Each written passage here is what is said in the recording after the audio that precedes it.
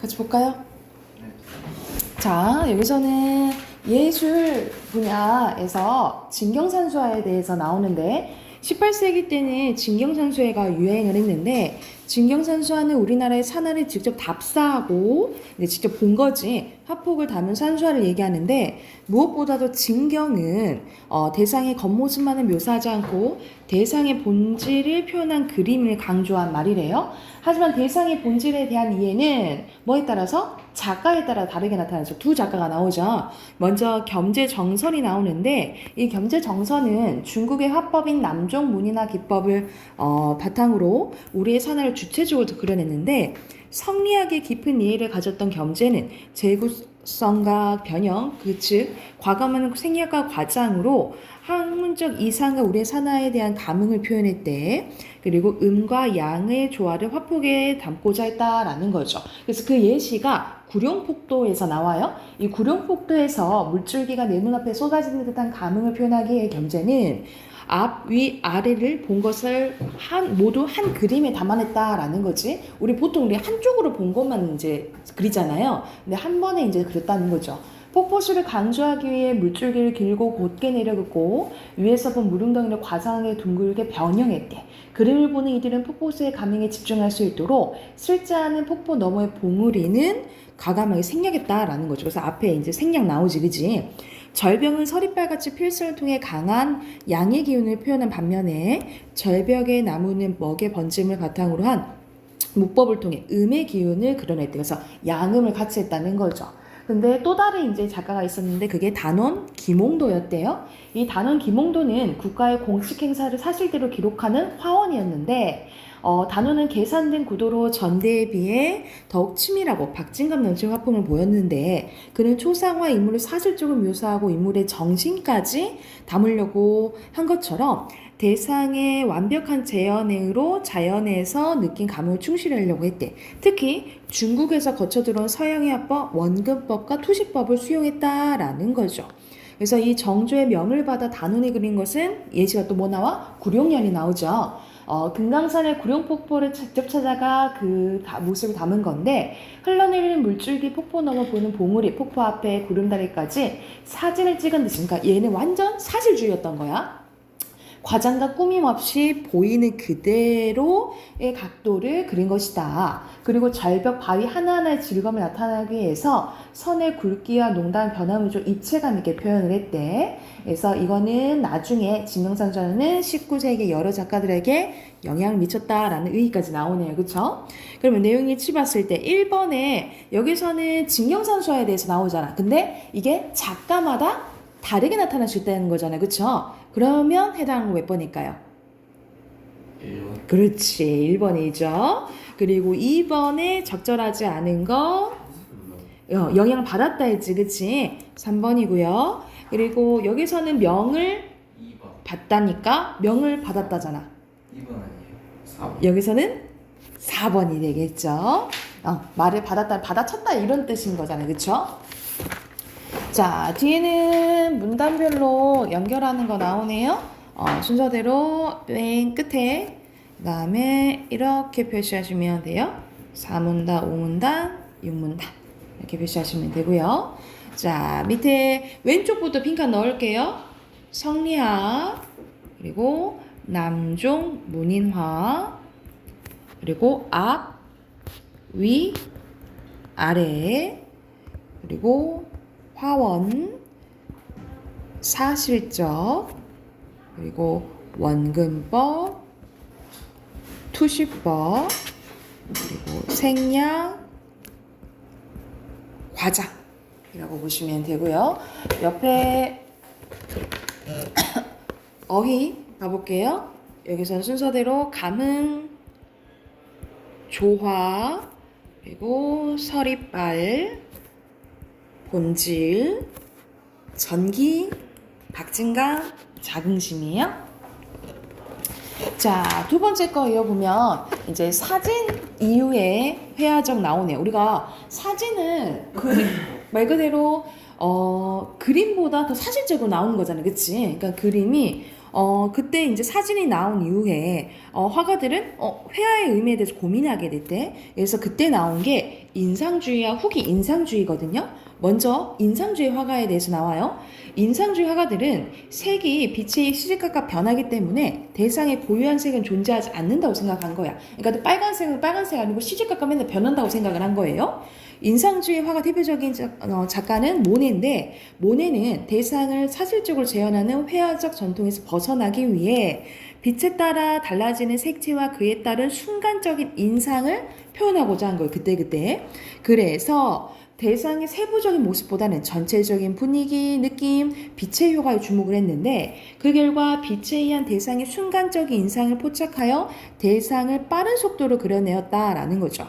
그에 따라 당연히 이 붓자국과 이 물감이 이쁘게 바르지는 않겠죠. 그쵸? 이런 식으로 그렸다라는 거죠. 이로 인해 대상의 윤곽이 뚜렷하게 나타나지 않아서 색채와 형태 묘사를 압도하는 느낌을 준대. 이와 같은 기법은 그가 사실적인 묘사에 더 이상 치중하지 않았음을 보여주는 건데, 그러나 모네 역시 대상을 눈에 보이는 대로 표현했다는 점에서 이전의 사실주의가 크게 달라지지 않았다라는 평가를 받았대요. 자, 후기 인상주의 화가들은 이 재현 위주의 사실적 회화에서 근본적으로 벗어나려는 새로운 방식을 추구했는데, 그 대표적인 작가가 세잔입니다. 세잔은 회화에는 눈과 두뇌가 필요한데 모네는 눈뿐이 없었다라고 얘기를 했다는 거죠. 그래서 사물의 눈에 보이지 않는 형태까지 찾아서 표현하려고 했대. 이러한 시도는 회화라 지각되는 세계를 재현하는 것이 아니라 대상의 본질을 구현해야 한다는 생각이 비롯되었는데, 세자는 하나의 눈이 아니라 두 개의 눈으로 보는 세계가 진실이라고 믿었고, 두 눈으로 보는 세계를 평면에 그리려고 했대. 그는 대상을 전통적 원근법에 억지로 맞추지 않고 이중 시점을 적용해가지고 다른 각도로 보려고 했고, 그래서 아까 전에 앞에서 누구죠? 그 겸재가 위, 아래, 옆에 다 그렸다 했잖아. 그치? 약간 그게 비슷하다라고 보면 되겠지? 이를 한 폭의 그림 안에 표현하려고 했대요. 또한 질서 있는 화면 구성을 위해 대상의 선택과 배치를 자유로운 정물화에 선호를 했대. 세자는 사물의 본질을 표현하기 위해서 보이는 것을 그린 것이 아니라 아는 것을 그려야 된다고 주장을 했는데, 그 결과 자연을 관찰하고 분석하여 사물을 본질적으로 원통, 원뿔의 단순한 형태에 이루어졌다는 것을 도달했대. 그래서 이중 시점에서도 나아가서 형태를 단순화하려고 노력을 했다라는 거죠. 그래서 이거는 나중에 입체파에게 영향을 줬다라는 내용이에요. 그러면 내용 1치 문제 바로 나오지, 그치? 1번에 알맞지 않은 거 몇 번이에요? 4번. 여기서는 대상의 고유한 색이 모네는 없다 그랬잖아요. 그치? 4번이네요. 그리고 2번은 딱 여기가 모네 인상주의, 후기 인상주의죠. 그쵸? 그러면 알맞지 않은 거 6번일까요? 3번. 3번? 2번. 땡. 땡이에요. 네? 딱 맞아요? 알맞지 않은 거예요? 5번. 완전히 벗어났다는 평가 받았다 했어? 누가 안 받았다 했어? 모네가 안 받았다 했잖아. 그치? 가가 아니죠. 그쵸? 5번이에요. 자, 그리고 뒤에 OX 문제네요. 5고요. 평가 못 받았다 했지, 그치? 그리고 X 5입니다. 자, 왼쪽부터 넣을게요. 인상주의, 인상, 빛, 형태, 묘사, 윤곽, 눈에 보이는 대로. 오른쪽에 후기, 인상주의, 본질. 여기 조금 순서 다르거든요. 여러분 거에는 원근법 나오죠? 원근법, 그리고 이중 시점, 그 다음에 아는 거, 그리고 윤곽선이고요. 마지막에 입체파 화가들에게 영향을 줬다라고 했죠. 됐나요? 오른쪽에 어휘 선생님 거랑 좀 다르거든요. 선생님 순서도 얘기해 줄게. 1번에 추구, 구현, 경향, 압도고요. 5번에 치중, 지각, 윤곽선이에요. 이해됐을까요?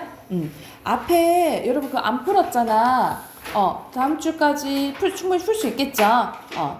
다음 주까지 풀어오면 선생님이 답 확인해 줄게. 알겠죠? 아니면 선생님이 답지 따로 줄게요. 자, 문학 펴볼게요. 문학 오늘 144쪽 갈 차례거든요. 144쪽.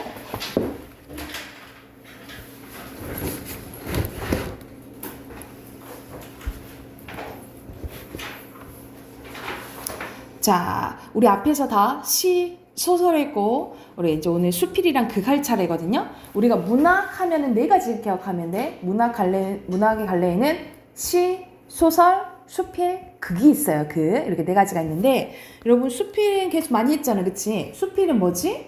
자신의 뭐 쓴 거죠?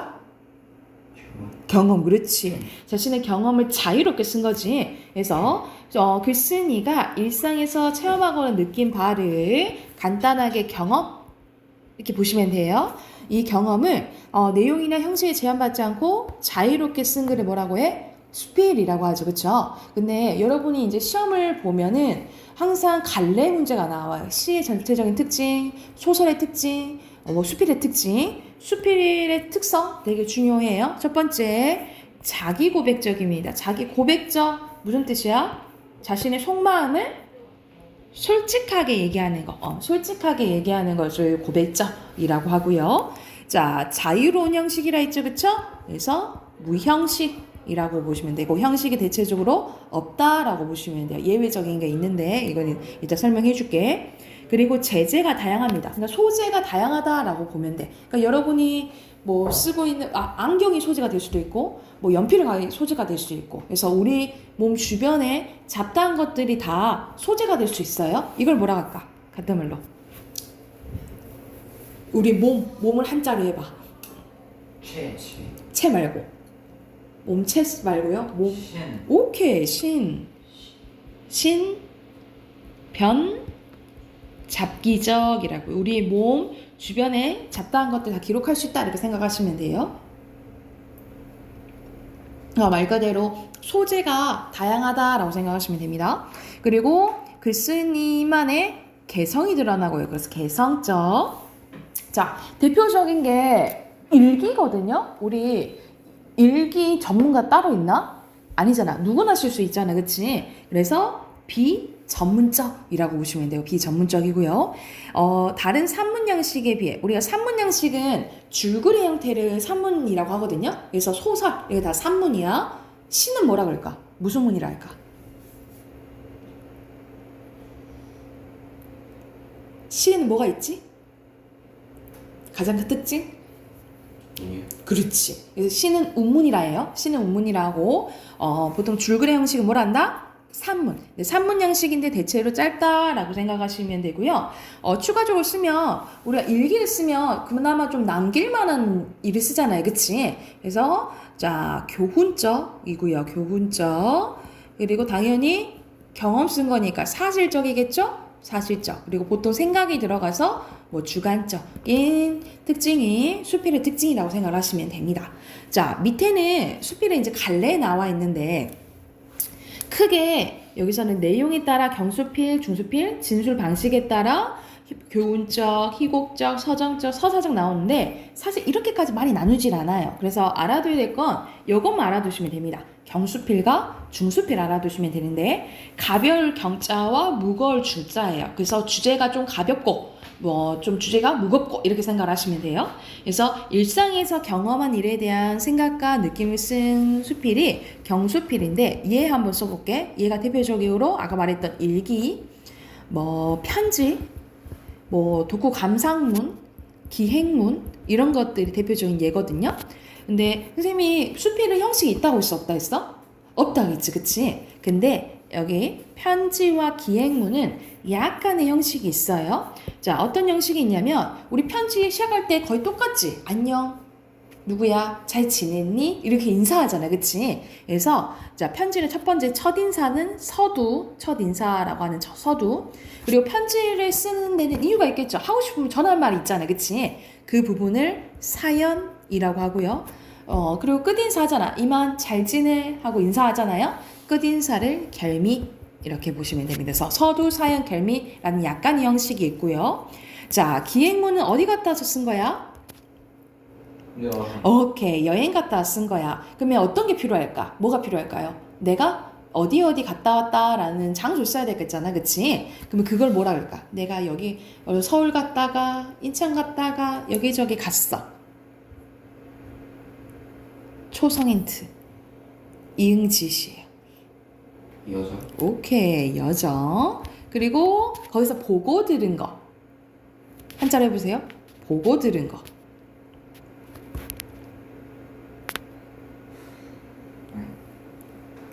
보고 들은 거를 볼 견자 써요. 그리고 들을 문자 써요. 견문. 그리고 거기서 느낀 건 알 수 있겠지. 느낀 거는 감사. 그래서 여정, 견문, 감사이라는 약간 형식이 있다라고 알아두시면 돼요.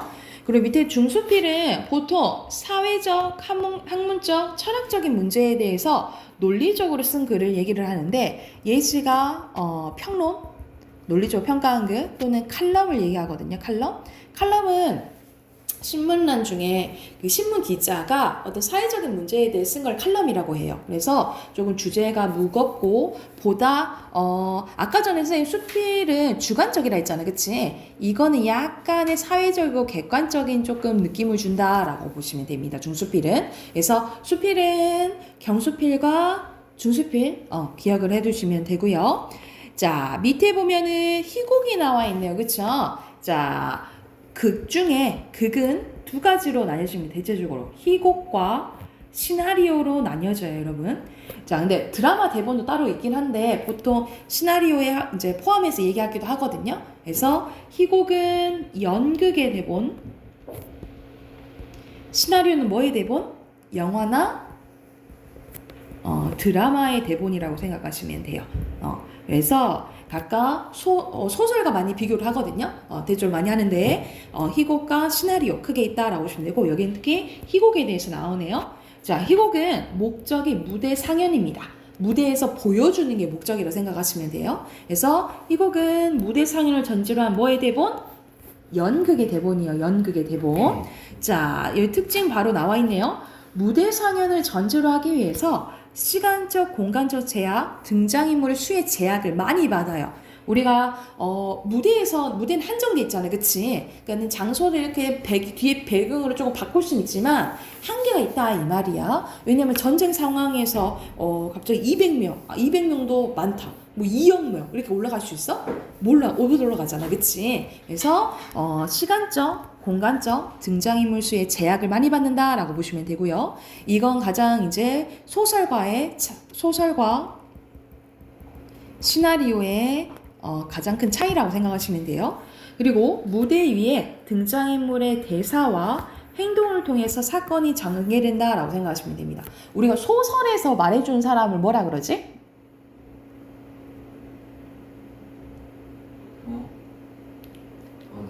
소설에서 이야기해준 사람은 뭐라 그래요? 우린 시에서는 시적 화자라 그러지. 소설에서는 뭐죠?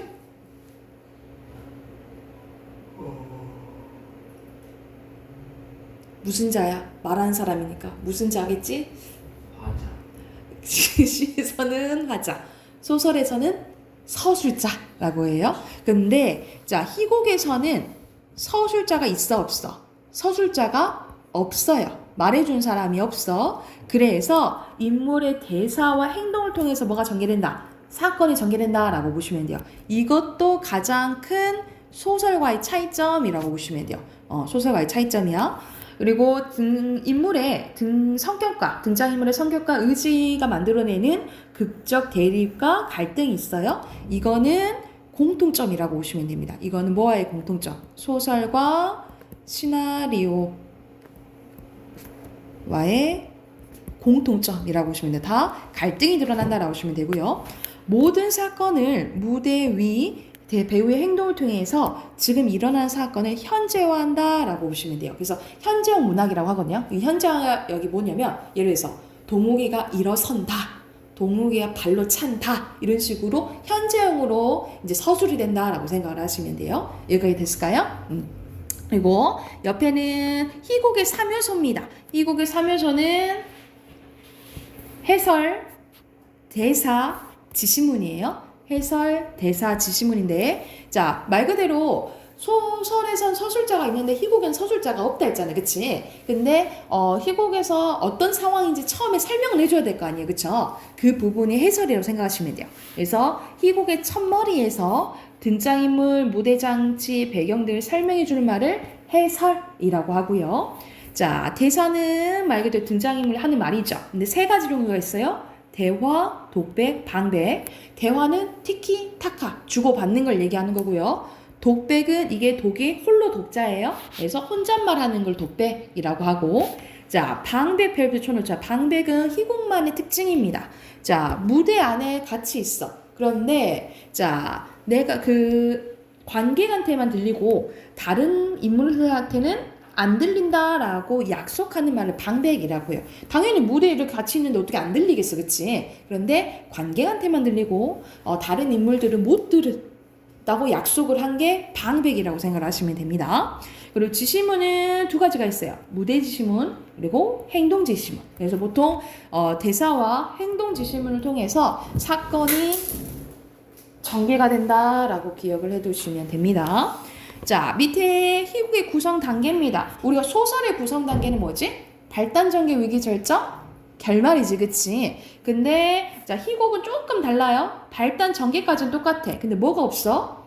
위기가 없어요, 그치? 위기가 없고 바로 절정, 그 다음에 하강, 대단원이라고 생각하시면 돼요. 그래서 각각 단계에 대한 설명은 소설과 크게 다르진 않거든요. 근데 구성 단계가 바로 발단, 전개에다가 절정, 하강, 대단원이다 라고 기억을 해두시면 됩니다. 여기까지 됐을까요? 그러면 밑에 세 문제 있거든요. 세 문제 풀고 문법으로 넘어갈게요.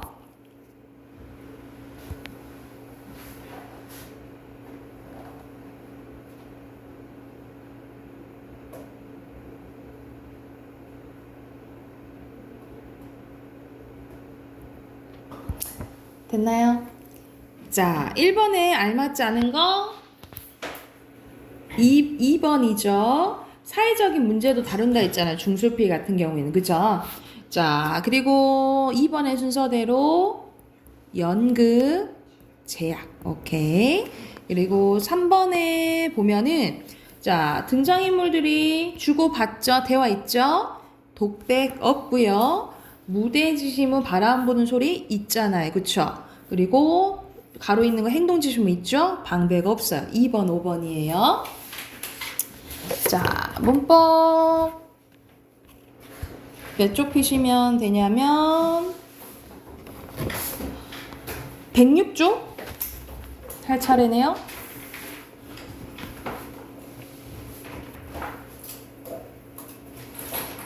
맞죠? 자, 106쪽 오늘 이제 할 건데, 자, 여기서 오늘 종결 표현이랑 우선 높임 표현까지 할게요. 높임 표현까지 할 건데, 오늘 할 게 조금은 있어요.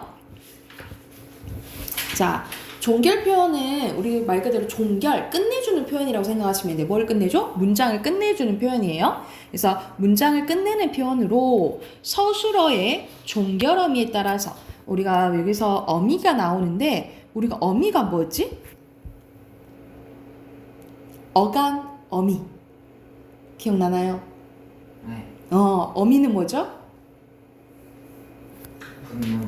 붙는 거, 붙지, 그렇지. 그 조사 같은 거. 에이? 자, 먹다, 먹니, 먹구나 이렇게 변하지. 그죠? 근데 안 변하는 부분을 간 활용할 때 변하는 부분을 어미라고 해요. 근데 이 어미가 크게 두 종류로 나뉘어져요. 어떻게 나눠지냐면 문장 끝에 오는 거를 어말어미라고 하고요. 자, 어마러미 앞에 오는 것을 선어마러미라고 해요. 먼저 선자를 써서 예를 들어서 자, 먹었다라는 게 있어. 이거는 맨 끝에 오죠. 그치? 이걸 어마러미라 부르고 이 엇은 다 앞에 나오지. 그치? 이걸 선어마러미라고 불러요. 이해됐나요? 근데 이 어마러미가 또 종류가 세 가지로 나뉘어져요. 자, 말 그대로 오늘 배우는 종결어미. 이런 다 같은 게 문장을 끝내주는 종결어미예요. 그리고 연결해주는 연결어미. 그리고 연결어미 우리 이어진 문장 할 때 배웠지, 그치? 연결어미. 그리고 성질을 바꿔주는 전성어미. 명사형 전성어미 배웠잖아요, 그치? 이렇게 있다라고 보시면 되고, 선어말어미는 뭐 높임을 나타내주는 거. 높임을 나타내는 선어말어미. 그리고 이렇게 어는 과거를 나타내잖아, 그치? 시간을 표현해주는 시제를 나타내주는 선어말어미가 있어요. 근데 우선 오늘 할 거는 여기 종결어미라고 보시면 되겠죠. 이 종결어미에 따라서 문장의 유형이 이제 정해지는데요. 말하는 이의 의도에 따라서 평서문, 의문문, 명령문, 청유문, 감탄문 5가지로 나뉘어집니다. 그래서 문장의 종류는 5가지예요. 자, 먼저 첫 번째입니다. 평서문이에요. 평서문은 말하는 이가 어떤 내용을 객관적으로 진술하는 문장입니다. 그래서 보통 뭐뭐다, 뭐뭐하네 라는 종결어미를 사용해서 이거를 뭐라고 이제 부르겠어요? 자, 평서문을 만들어주니까 평서형 종결어미라고 불러요. 이걸 평서형 종결어미라고 불러. 그래서 이 종결어미 사용하고 마침표를 붙인다라고 보시면 되겠죠. 그래서 대표적으로 준호는 자전거를 탄다. 한 방울이 펑펑 쏟아져 내리네. 숙제는 밥 먹고 하겠습니다. 이런 식으로 다나 보통 네로 그냥 보통 다로 끝난다고 생각하시면 돼요. 다로 끝나는 게 무슨 문? 평서문이라고 생각하시면 되고요. 자, 의문문은 물어보는 거지, 그치? 말하는 이가 듣는 이에게 질문하여 대답을 요구하는 문장으로 뭐뭐해요? 뭐뭐하니? 뭐뭐하냐? 뭐뭐할까? 라는 종결어미를 사용하고, 그럼 이거는 뭐라고 부를까? 어떤 종결어미라고 부를까? 의문형 종결어미라고 부르겠죠, 그쵸? 그리고 물음표를 붙입니다. 근데 이 의문문은 3종류가 있어요. 설명의문문, 판정의문문, 수사의문문이 있는데, 자, 설명의문문은 말 그대로 설명을 요구하는 거야. 너 이름이 뭐니? 하면 동욱이요 하고 대답할 거 아니야, 그치? 이렇게 물어보는 게 설명의문문이고요. 예를 들어서 너 동욱이니? 하면 네 또는 아니요 하겠잖아, 그치? yes or no로 대답하게 하면은 판정의문이라고 보시면 되고요. 수사의문문은 대답을 요구하지 않는 거라고 보시면 돼요. 뭐 예를 들어서 명령이나 서술 또는 우리가 보통 일부러 의문문 형식으로 표현한 거 우리 표현 방법 서리법으로 배웠잖아요, 그치? 서리법도 이 수사의문문에 속한다라고 생각하시면 되겠죠. 그러니까 옆에 봐봐, 이거 어떻게 만들어요? 설명의문이죠, 그쵸? 이건 네 거 맞아? 판정의문. 줄을 서야 되지 않겠니? 이건 좀 줄 좀 서라 라는 명령의 의미가 있는 거잖아, 그치? 이런 게 수사의문이라고 보시면 돼요. 그래서 종류가 3가지 있어요. 뭐 설명, 판정, 수사 있다라고 생각하시면 되고요. 자, 명령문은 말 그대로 말하는 이가 듣는 이에게 어떤 행동을 하도록 요구하는 거예요. 그래서 보통 뭐뭐 알아, 뭐뭐 어라 이걸 명령형 종결어미라고 부르겠죠. 그리고 서술 특징, 서술어는 동사만 쓰일 수 있습니다. 동사만 쓰일 수 있어요. 그래서 우리가 앞에서 품사 했을 때 동사랑 선생님이 형용사 구별하는 법 알려줬을 거예요. 그래서 선생님이 가장 구별법은 니은다나 는다 넣어보랬지, 그치? 근데 구별법이 하나 더 있어요. 명령형이나 청유문을 쓸 수 있는 거는 동사예요. 근데 좀 헷갈려가지고 가장 정확한 걸 선생님이 니은다 현재 영어미 넣어보라고 한 거예요. 그러니까 예를 들어서 뭐가 헷갈리면 선생님 예뻐라 되잖아요. 근데 이 예뻐라의 의미는 뭐야? 너 예뻐져라 이렇게 의미야? 예뻐라 하는 이제 칭찬은 이런 의미잖아요. 그 감탄의 의미잖아요. 그러니까 동사는 되는데 형용사는 된다 안 된다? 안 된다라고 보시면 돼요. 그리고 명령문의 주어는 항상 듣는 이로 문장을 밝히지 않는 경우가 대부분이고요. 과거를 나타내는 ot과도 쓸 수 없어요. 왜냐면 과거형으로 시킬 수 있나? 없잖아, 그치? 과거형을 시킬 수 없으니까 과거형이랑도 함께 쓸 수 없다라고 보시면 돼요. 그래서 찾아라, 먹어라 이게 대표적인 명령문. 자, 청유문은 청유문을 같이 하자고 요청하는 거예요. 같이 하자고. 말하는 이와 듣는 이에게 어떤 행동을 함께 하자고 요청하는 게 청유문이라고 보시면 돼요. 그래서 보통 뭐뭐 하자, 뭐뭐 합시다 라는 종결음을 사용하고요. 청유형 종결음이겠죠. 그리고 이것도 동사만 쓸 수 있어요. 이것도 동사만 쓸 수 있어. 청유문의 주어는 일반적으로 말하는 이와 듣는 이 함께 포함됩니다. 왜냐면 같이 하자고 하는 거니까. 그리고 이것도 과거형 어미와 같이 쓸 수 없다라고 보시면 됩니다. 그래서 같이 먹자, 봅시다, 뭐 합시다 이렇게 끝나는 거고. 마지막 감탄문이에요. 감탄문은 말하는 이가 듣는 이를 별로 의식하지 않거나 독백하듯 자신의 느낌을 표현하는 걸 감탄문이라고 해서 감탄형 종결어미는 뭐뭐 하는 구나가 대표적입니다. 여기 아라가 나오긴 하는데 잘 안 쓰이고 구나 생각하시면 돼요. 구나와 느낌표 사용한다라고 보시면 됩니다. 그래서 향기롭구나, 아이고 웃겨라 이럴 때 쓰지 보통 구나가 많이 쓰인다라고 생각하시면 돼요. 자, 여기까지가 종결 표현이야. 종결 표현은 종결 어미에 따라서 문장의 종류가 몇 가지로 나뉘어져?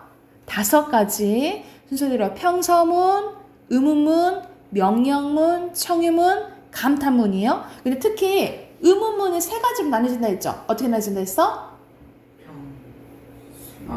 설명 의문문, 판정 의문문, 수사 의문문. 이렇게 됐을까요?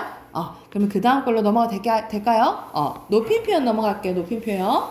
높임 표현은 우리가 높이는 것만 생각하거든? 선생님 높이는 것만 아니에요? 근데 높이거나 낮추는 표현이라고 생각하시면 돼요. 그래서 말하는 이가 말하는 대상이 듣는 이 높고 낮음 정도를 구별해서 표현하는 걸 높임 표현이라고 하는데, 자, 여기 나누는 기준입니다. 동그라미. 높이는 대상이 누군가에 따라서, 높이는 대상에 따라서 3가지로 나뉘어져요. 주체 높임, 객체 높임, 상대 높임. 이렇게 나뉘어진다라고 보시면 돼요. 다시 한번. 높이는 대상에 따라서 어떻게 나뉘어져? 주체, 객체, 상대예요. 주체는 말 그대로 주어 높이는 거고요. 객체는 목적어나 부사어 높이는 거라고 생각하시면 되고, 상대 높이면 말 그대로 상대방, 청자를 높이는 거라고 보시면 돼요. 청자를 높이거나 낮추는 거라고 생각하시면 돼요. 상대 높임법은 달라요. 주체나 객체는 다 높이는 거거든요. 근데 상대 높임은 높이거나 낮추는 거라고 생각하시면 돼요. 그래서 내용 다시 한번 봐보면, 먼저 주체 높임법부터 가볼게. 자, 주체 높임은 뭐 높이는 거라 했지? 주어 높이는 거라 했지, 그치? 그래서 실현 방법을 봐야 돼요. 첫 번째, 용언의 어간에 선어말음이 나오죠? 선어말음이 시를 결합합니다. 그리고 주격조사 이가 대신에 깨서가 쓰이고요. 높임을 나타내는 특수어휘가 쓰여요. 그 특수어휘가 옆에 정리되어 있어. 오른쪽에 보면 봐봐.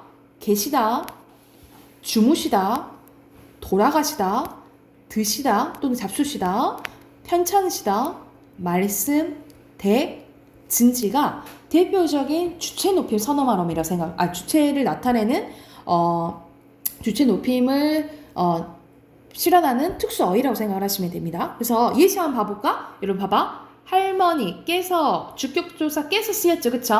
그리고 말씀, 말 높였죠, 그쵸?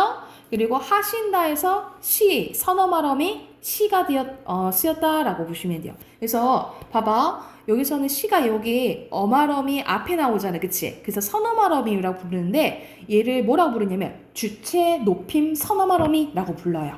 주체 높임 선어말음이. 그래서 다시 한번 주체를 높일 때 실현 방법은 첫 번째 뭐야? 선어말음이 시를 결합하거나, 두 번째 주격조사 깨서 붙여요. 그리고 세 번째 특수어휘를 사용한다라고 보시면 됩니다. 근데 이거는 우리가 안암리에 잘 쓰기 때문에 쉬워요. 쉬운데 뭘 알아내야 되냐면 여기 직접 높임과 간접 높임 알아두셔야 돼. 여기 봐볼까? 여기 간접 높임 별표 쳐놓을까? 이 간접 높임이 뭐냐면 주어와 관련된 대상을 높임으로써 주어를 간접적으로 높이는 거예요. 이게 뭐냐면 옆에 예시 한번 봐보자.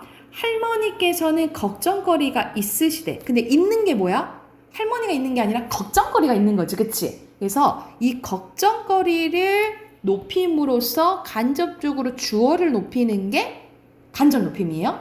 예를 들어서 봐봐. 선생님께서는 많으시다, 돈이 많으시다 라는 문장이 있어. 많은 게 뭐야? 돈이지. 근데 돈을 높임으로써 뭘 높이는 거예요? 선생님을 높이는 거라고 생각하시면 돼요. 이게 간접 높임이에요. 이게 간접 높임이야. 근데 특징이 뭐냐면 간접 높일 때는 특수어휘를 쓸 수가 없어요. 이게 뭐냐면 봐봐. 옆에 뭐라고 돼 있어? 있으시다가 맞지? 계시다는 안 된다는 거잖아. 그치? 계시다는 뭐예요? 특수어휘지. 그쵸? 그래서 간접 높일 때는 특수어휘를 쓸 수 있다 없다? 없다라고 보면 돼. 그러면 봐. 가장 많이 나오는 게 그거예요. 교장 선생님의 말씀이 계시겠습니다 라고 하면 틀려. 왜 틀릴까? 교장 선생님의 말씀이 계시겠습니다. 어떻게 고쳐야겠어요? 교장 선생님의 말씀이 있으시겠습니다. 이렇게 바뀌겠죠. 왜냐면 있는 거는 말이 있다는 소리잖아. 그치? 그래서 특수어휘를 쓸 수 없다라고 보시면 돼요. 여기 별표. 자, 특수한 어휘는 쓰인다 안 쓰인다? 쓰이지 않는다라고 보시면 돼요. 이거 기억을 해두시면 되고요. 자, 밑에는 이제 객체입니다. 객체는 뭐 높이는 거예요? 목적어나 부사어 높이는 거예요. 목적어는 뭐 붙는 거야? 을을 붙는 거죠. 그리고 부사어는 보통 에게 붙는 게 이제 부사어죠. 그런데 실현 방법은 간단합니다. 첫 번째, 부사격 조사 에 대신에 뭐가 쓰여요? 깨가 쓰이고요. 이것도 특수어휘가 쓰이는데 특수어휘가 4가지밖에 없어. 이 4가지는 외우셔야 돼요.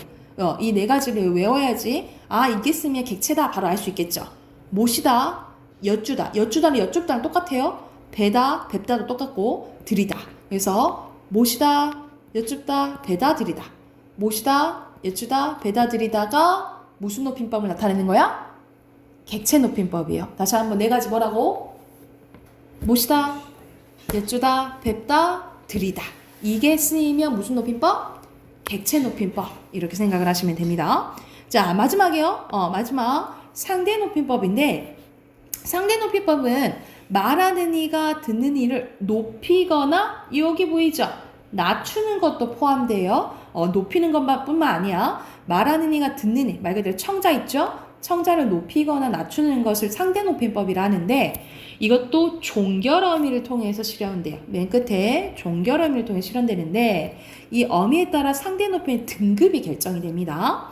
자, 종류가 크게 어떻게 나뉘어지냐면 격식체와 비격식체로 나뉘어져요. 우리 격식 차린다 이런 거 들어봤지, 그치? 격식체는 말 그대로 공식적인 상황이거나 친하지 않을 때 쓰는 것을 격식체라고 해요. 대표적인 게 하십시오, 하오, 하게, 해라체가 대표적인 격식체입니다. 그래서 하십시오체는 여러분 이제 군대 가면 많이 쓰는 거예요. 말 그대로 군대 가면 단아까 말투 쓴다 하잖아, 그치? 그래, 어디 가십니까? 가셨습니까? 그래서 안녕하십니까? 이렇게 얘기를 하는 게 하십시오체예요. 이게 아주 높임이에요. 아주 높임. 그래서 하십시오. 그 다음에 하오체인데 하오체는 옛날 약간 조선시대 말투라고 생각하시면 돼요. 그리하오. 근데 지금은 잘 안 쓰인다라고 보시면 되고 그 다음에가 하계체인데 하계체는 분들이 좀 어르신들이 써요. 그리하세. 나 가네. 이렇게 쓰는 것도 있죠. 이런 것들이 하계체. 이게 예사가 보통 높임, 보통 낮춤이라고 생각하시면 돼요. 그리고 해라가 아예 반말입니다. 아주 낮춤이에요. 난 간다. 가니? 이렇게 하는 거. 근데 우리는 지금 보통 뭐를 많이 쓰냐면 이 비격식체를 많이 써요. 여러분 선생님한테 이렇게 얘기하잖아. 선생님 그만해요. 해요체 쓰잖아요. 그쵸? 나는 안 돼. 하고 나는 해체 쓰고. 그러니까 보통 친구들끼리 쓰는 게 해체. 그리고 이제 보통 어른들한테 쓰는 게 해요체. 그래서 두루 높임, 두루 낮춤이라 생각하시면 돼요. 예전에는 여러분 이 표를 외우게 했거든요. 그래서 원래는 이게 여러분 지금 중3이지만 원래 중2 때 나와야 되는 과정이거든요. 근데 이게 교육과정에 빠져버려서 이 높임 표현이 언제 나오냐면 여러분 고1 때 이제 교과서에 나와요. 고1 때 이제 내신 준비할 때 이 부분이 시험 때문에 나오거든요. 그래서 여기서 보통 선생님 쉬운데요? 구별할 수 있을 것 같은데요? 근데 이런 거 봐봐. 가는구려 이것만 나오면 무수문이 조금 헷갈려. 이 하오체인지 하계체인지 좀 헷갈리거든요. 그래서 예전에 선생님이 이게 중학교 때 시험 나올 때는 막 표 다 외우게 하고 그랬는데 요즘에는 그렇게까지는 안 나와요. 그렇게까지는 안 나오고 이 순서만 좀 알아두시면 될 것 같아요. 하십시오, 하오, 하게, 해라 까지가 격식체, 해요, 해체까지가 뭐예요?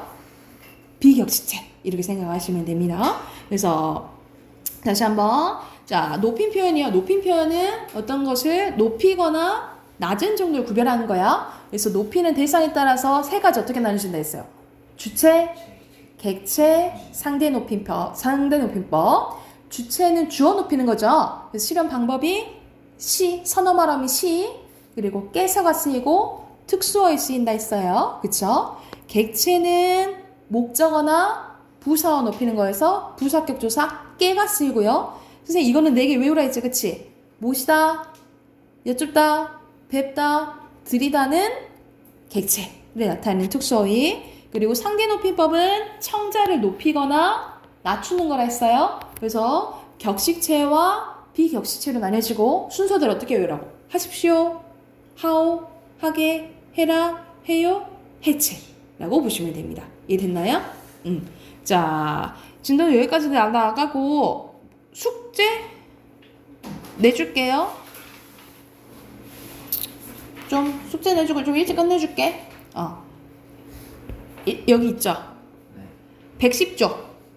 110쪽부터 푸는데 여기 9번까지만 풀어오세요. 9번까지만 9번까지 풀어오시면 될 것 같아요. 됐나요? 단어 틀린 거 안 써왔죠? 나 하나. 예. 월요일까지 써오세요. 아셨죠? 월요일에 그리고 단어 외우시고 이거 해오시면 될 것 같아요. 이것만. 여기 있다.